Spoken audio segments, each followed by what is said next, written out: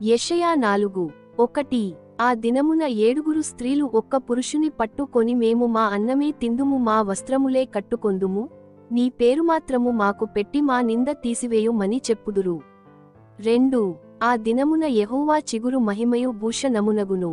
ఇశ్రాయేలులో తప్పించుకొనిన వారికి భూమిపంట అతిశయాస్పదముగాను శుభలక్షణముగాను ఉండును.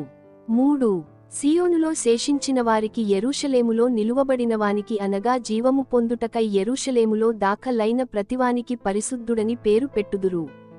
4 తీర్పు తీర్చు ఆత్మవలనను దహించు ఆత్మవలనను ప్రభువు సీయోను కుమార్తెలకున్న కల్మషమును కడిగివేయునప్పుడు యెరూషలేమునకు తగిలిన రక్తమును దాని మధ్య నుండి తీసివేసి దాని శుద్ధిచేయునప్పుడు. 5 సీయోను కొండలోని ప్రతి నివాస స్థలము మీదను దాని ఉత్సవ సంగముల మీదను పగలు మేఘధూమములను రాత్రి అగ్నిజ్వాలా ప్రకాశమును యెహోవా కలుగజేయును. 6 మహిమ అంతటిమీద వితానముండును పగలు ఎండకు నీడగాను గాలివానకు ఆశ్రయముగాను చాటుగాను పర్ణశాల యొకటియుండును. యెషయా గ్రంథము 5:1 నా ప్రియునిగూర్చి పాడెదను వినుడి అతని ద్రాక్షతోటను బట్టి నాకిష్టుడైన వానిగూర్చి పాడెదను వినుడి.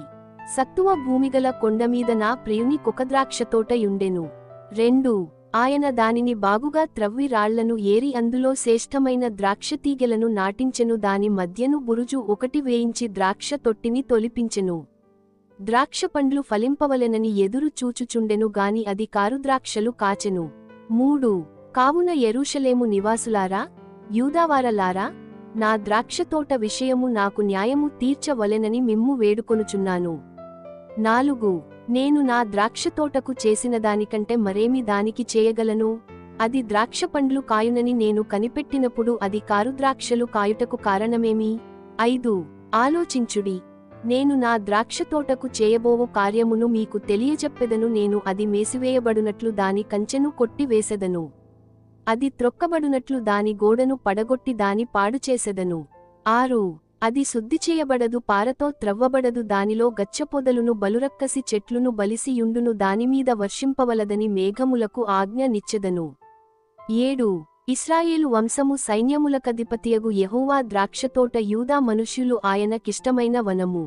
ఆయన న్యాయము కావలెనని చూడగా బల తకారము కనబడెను నీతి కావలెనని చూడగా రోదనము వినబడెను. 8 స్థలము మిగులకుండా మీరు మాత్రమే దేశములో నివసించునట్లు ఇంటికి ఇల్లు కలుపుకొని పొలమునకు పొలము చేర్చుకొను మీకు శ్రమ.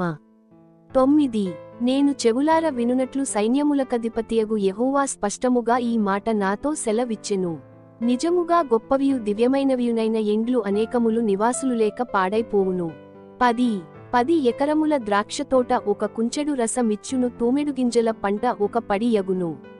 11 మద్యము త్రాగుదమని వేకువనే లేచి ద్రాక్షారసము తమకు మంట పుట్టించు వరకు చాలా రాత్రి వరకు పానము చేయువారికి శ్రమ. 12 వారు సితారా స్వరమండల తంబుర సన్నాయిలను వాయించుచు ద్రాక్షారసము త్రాగుచు విందు చేయుదురుగాని యెహోవా పని యోచింపరు ఆయన హస్తకృత్యములను లక్ష్యపెట్టరు. 13 కావున నా ప్రజలు జ్ఞానము లేకయే చెరపట్టబడి పోవుచున్నారు వారిలో ఘనులైనవారు నిరాహారులుగా నున్నారు సామాన్యులు దప్పిచేత జ్వరపీడితులగుదురు. 14 అందుచేతనే పాతాళము గొప్ప ఆశ పెట్టుకొని అపరిమితముగా తన నోరు తెరచుచున్నది వారిలో ఘనులును సామాన్యులును ఘోషచేయువారును హర్షించువారును పడిపోవుదురు. 15 అల్పులు అణగద్రొక్కబడుదురు ఘనులు తగ్గింపబడుదురు గర్విష్ఠుల చూపు తగ్గును. 16 సైన్యములకధిపతియగు యెహోవాయే తీర్పు తీర్చి మహిమపరచబడును పరిశుద్ధుడైన దేవుడు నీతిని బట్టి తన్ను పరిశుద్ధ పరచుకొనును. 17 అది మేతబీడుగా నుండును గొర్పిల్లలు అచ్చట మేయును గర్వించిన వారి బీడు భూమిని విదేశీయులైన కాపరులు అనుభవింతురు. 18 భక్తిహీనతయను త్రాళ్లతో దోషమును లాగుకొను వారికి శ్రమ. బండిమోకులచేత పాపమును లాగుకొను వారికి శ్రమ వారు ఇట్లను కొనుచున్నారు. 19 ఆయనను త్వరపడనిమ్ము మేము ఆయన కార్యమును చూచునట్లు ఆయనను దానిని వెంటనే చేయనిమ్ము ఇశ్రాయేలు యొక్క పరిశుద్ధదేవుని ఆలోచన మాకు తెలియబడునట్లు అది మా ఎదుట కనబడనిమ్ము. 20 కీడు మేలనియు మేలు కీడనియు చెప్పుకొని చీకటి వెలుగనియు వెలుగు చీకటనియు ఎంచుకొను వారికి శ్రమ. చేదు తీపి అనియు తీపి చేదనియు ఎంచుకొను వారికి శ్రమ. 21 తమ దృష్టికి తాము జ్ఞానులనియు తమ ఎన్నికలో తాము బుద్ధిమంతులనియు తలంచు కొనువారికి శ్రమ. 22 ద్రాక్షారసము త్రాగుటలో ప్రఖ్యాతి నొందిన వారికిని మద్యము కలుపుటలో తెగువగలవారికిని శ్రమ. 23 వారు లంచము పుచ్చుకొని దుష్టుడు నీతిమంతుడని తీర్పు తీర్చుదురు, నీతిమంతుల నీతిని దుర్నీతిగా కనబడచేయుదురు. 24 సైన్యములకధిపతియగు యెహోవా యొక్క ధర్మశాస్త్రమును నిర్లక్ష్యపెట్టుదురు, ఇశ్రాయేలు యొక్క పరిశుద్ధదేవుని వాక్కును తృణీకరించుదురు. కాబట్టి అగ్నిజ్వాల కొయ్యకాలును కాల్చివేయునట్లు ఎండిన గడ్డి మంటలో భస్మమగునట్లు వారి వేరు కుళ్ళిపోవును, వారి పువ్వు ధూళివలె పైకి ఎగిరిపోవును. 25 దానిని బట్టి యెహోవా కోపము ఆయన ప్రజలమీద మండుచున్నది. ఆయన వారిమీదికి తన బాహువు చాచి వారిని కొట్టగా పర్వతములు వణకుచున్నవి. వీధుల మధ్యను వారి కళేబరములు పెంటవలె పడియున్నవి. ఇంతగా జరిగినను ఆయన కోపము చల్లారలేదు, ఆయన బాహువు ఇంకను చాపబడియున్నది. 26 ఆయన దూరముగానున్న జనములను పిలుచుటకు ధ్వజము నెత్తును, భూమ్యంతము నుండి వారిని రప్పించుటకు ఈల గొట్టును, అదిగో వారు త్వరపడి వేగముగా వచ్చుచున్నారు. 27 వారిలో అలసినవాడైనను తొట్రిల్లువాడైనను లేడు, వారిలో ఎవడును నిద్రపోడు, కునుకడు, వారి నడికట్టు విడిపోదు, వారి పాదరక్షలవారు తెగిపోదు. 28 వారి బాణములు వాడిగలవి, వారి విండ్లన్నీయు ఎక్కు పెట్టబడియున్నవి, వారి గుర్ముల డెక్కలు చెకుముకిరాళ్లతో సమానములు, వారి రథచక్రములు సుడిగాలి తిరిగినట్లు తిరుగును. 29 ఆడుసింహము గర్జించినట్లు వారు గర్జించుదురు, కొదమసింహము గర్జించినట్లు గర్జన చేయుచు వేటను పట్టుకొని అడ్డమేమియు లేకుండా దానిని ఎత్తుకొని పోవుదురు, విడిపింపగలవాడెవడును ఉండడు.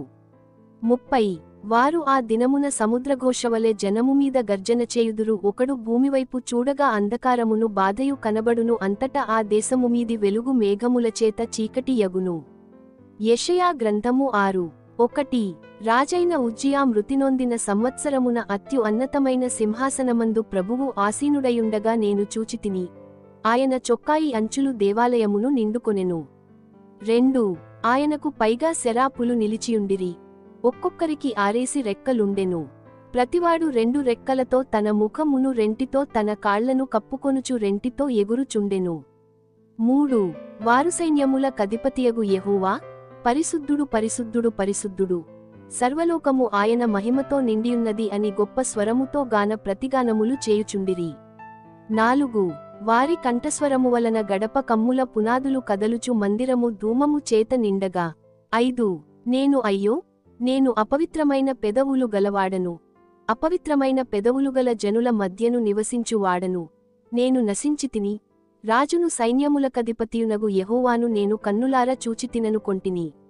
6 అప్పుడు ఆ శరాపులలో నొకడు తాను బలిపీఠము మీద నుండి కారుతో తీసిన నిప్పును చేత పట్టుకొని నాయొద్దకు ఎగిరి వచ్చి నా నోటికి దాని తగిలించి, 7 ఇది నీ పెదవులకు తగిలెను గనుక నీ పాపమునకు ప్రాయశ్చిత్తమాయెను, నీ దోషము తొలగిపోయెను అనెను. 8 అప్పుడు నేను ఎవని పంపెదను, మా నిమిత్తము ఎవడు పోవునని ప్రభువు సెలవీయగా వింటిని.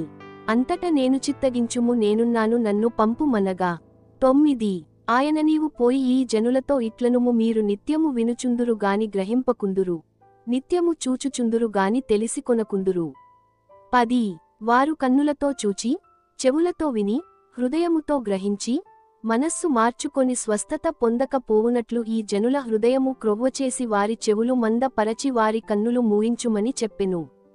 11 ప్రభువా, ఎన్నాళ్ల వరకని నేనడుగగా ఆయన నివాసులు లేక పట్టణములును, మనుష్యులు లేక ఎండ్లును పాడగు వరకును, దేశము బొత్తిగా బీడగు వరకును.